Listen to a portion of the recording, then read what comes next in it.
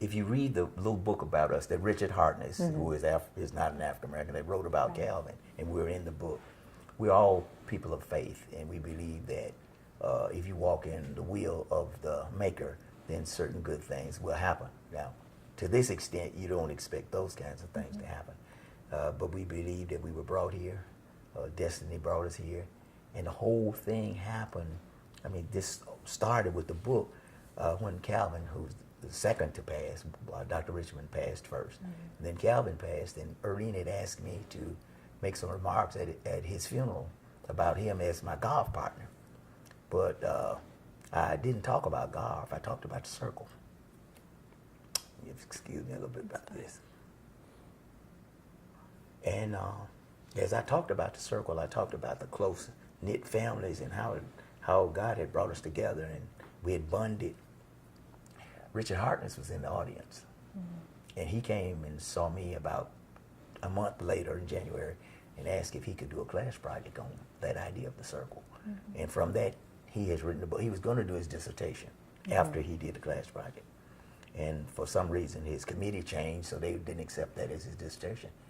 But it ended up a book, and I told him a book is much greater than a dissertation. You write a dissertation, only people read your dissertation. You read it and your committee members, but his book has been widely read. So it went from a dissertation to a book.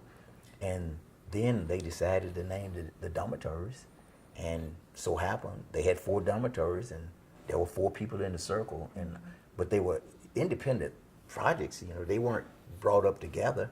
The book was written early on, and then when Dr. Strickland decided that he'd name the dormitories, he said, well, I have 4 dormitories, but I think there are 5 people, because he thought J.W. Mason was one of us in the circle. And Lonnie Smith, Dr. Smith said, no, there are just 4 of them, Lonnie Williams. And so everything just seemed to fit in some kind of pattern that we don't understand, and we can't explain it. You know, why would I ever say anything about the circle when I was supposed to be talking about golf?